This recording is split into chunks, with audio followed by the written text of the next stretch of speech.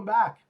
I know that it's been a little bit since my last video. I wanted to apologize for the long gaps, but it's summertime and vacations, and then we had a couple of family issues that we had to deal with, so I just didn't have time to carve out to carry on. So today I'd like to just pick it up where we left off and resume. Like we're on a series of the 5 most daring prayers personally I ever prayed. And as a word of testimony, this is something that in my younger days in faith that I took very seriously. And sometimes, it's interesting these days that, and I'm not boasting on this, I just really do want to register this thought that sometimes when you run into somebody who is a person of faith that seems to be very sure of themselves, it almost seems strange. It almost seems like people look at that and go, well, you must be proud. You must be arrogant. You must be, is it that? Or is it that they're just very certain?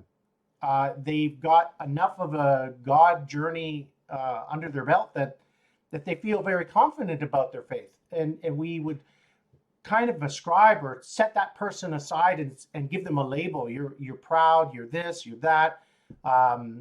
But really, we kind of tend to want to maybe not go around them or be around them too much because, one of two things: either they are arrogant or they're so sure and knowledgeable about the Lord in their life that it creates sort of an insecurity in us, right? So, having a strong personality or a strong faith, there's nothing wrong with that. It's what you do with it. That's where the issues of character and growth and growth in the spirit matter. Anyway, enough of that. That's a side note. The third most daring prayer that I ever prayed had to do with God's wisdom. When I was a young guy and I was walking, I don't know, again, another young guy story.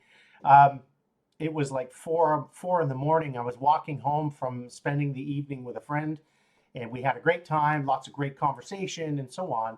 And it was a crispy, cold winter night. And I remember this walking by myself and walking through a field. And, my life and faith is I had nothing else. Like I don't have anything else in my way to compete with, my relationship with God at that time because, living on my own as a young teenager, nobody's doing it for you. And so you find your moments with God in the midst of, I don't know if you call it a desert or in the midst of that sort of point of honesty with God.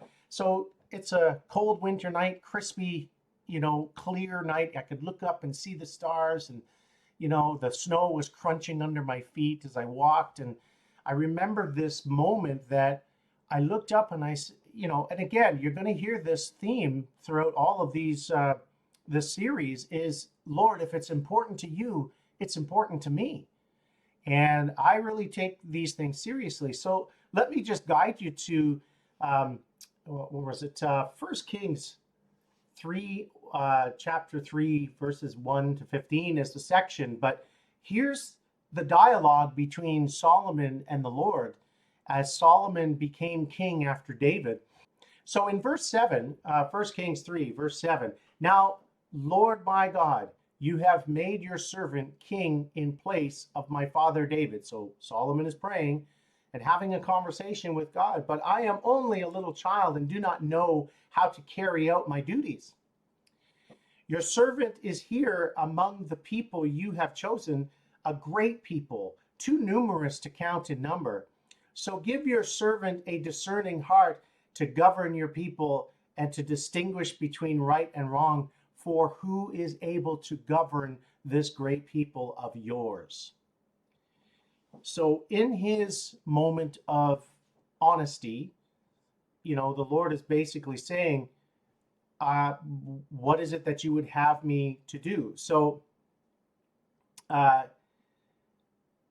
Solomon is answering. So the Lord was pleased that Solomon had asked for this. Verse 10. So God said to him, since you have asked for this and not a long life, or wealth, or for yourself, nor have you asked for the death of your enemies, but for the discernment of in administering justice. I will do what you have asked. I will give you a wise and discerning heart, so that there will never have been anyone like you, nor will there ever be. Moreover, I will give you what you have not asked for, both wealth and honor, so that in your lifetime you will have no equal among kings. So God is saying, you have asked, in the prior video, you've asked a hard thing. God is saying to Solomon, you've asked the right thing. The right thing. You asked for the most important thing that you could ask for, which is my wisdom. All right? My understanding, my insight and discernment, right? So as a young guy walking through the crispy snow, in the 4 o'clock in the morning, I looked up to heaven and I said, Lord, if it's true that your wisdom is the most important thing I could ask for, then please give me your wisdom. And, I didn't realize, why is this a daring prayer? Why would you dare to ask God some of the most important things that he considers top things to ask for? Why would you ask God that, and why would it be so daring? Because wisdom many times is anchored in experience. It's anchored in your day-to-day walk with God, your day-to-day walk amongst the people. And good, bad, or ugly, all those experiences count up to a discernment. Like a discernment is a deep intelligence on a matter. It's not just an airy-fairy God power, right? So I didn't realize why this was so daring was because I was asking God, show me by experience. Give me your wisdom through my life and my walk with you day to day. Because, a lot of people will say, well, I ask for God's wisdom every day, and I think that's great because it does show a bit of humility there. But sometimes, like Elijah said to Elisha, you have asked a hard thing. There is a cost to be paid. When you pull on God, when you pull on the Holy Spirit, it's not just that you're pulling and saying, God, grant me favor. There's a trust relationship that's going on there. And God will want to grant you the favor. God will want to give you in abundance, but can he trust you with the abundance? That's one of the key things to think about. So why is this a daring prayer? It's daring because it's important to God. It's one of the highest things you could ask for. But the other side of it is, James, are you prepared to pay the price of that wisdom? So, okay, let's conclude this. In James chapter 1, I always find it funny to quote James, but in James chapter 1, it goes through, issues of finding it joy, how you respond to issues where it requires perseverance. But right in the middle of it, it says in verse 5, if any of you lacks wisdom, you should ask God, who gives generously to all without finding fault, and it will be given to you. Now, does that mean that God has this wonderful big tickle trunk that you can just access at any time? I just don't think that it's like that. He says in verse 6, but when you ask, you must believe and not doubt, right? Because the one who doubts is like a wave on the sea, blown and tossed by the wind. The person should not expect to receive anything from the Lord.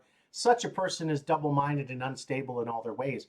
So are you all in, right? If it's important to you, Lord, it's important to me.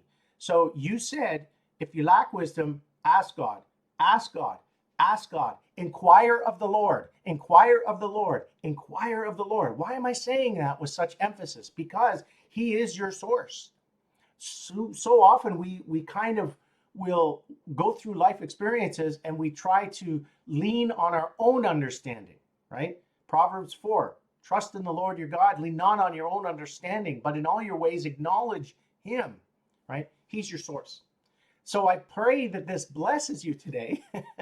It's a daring prayer to ask, But ask in honesty. Ask in the private moments of your conversation with God and say, Lord, if your wisdom is important to you to ask for, if that's important to you, then it is important to me. And God knows your heart. I pray this blesses you today. I hope it gives you peace. And we'll talk to you in the next session.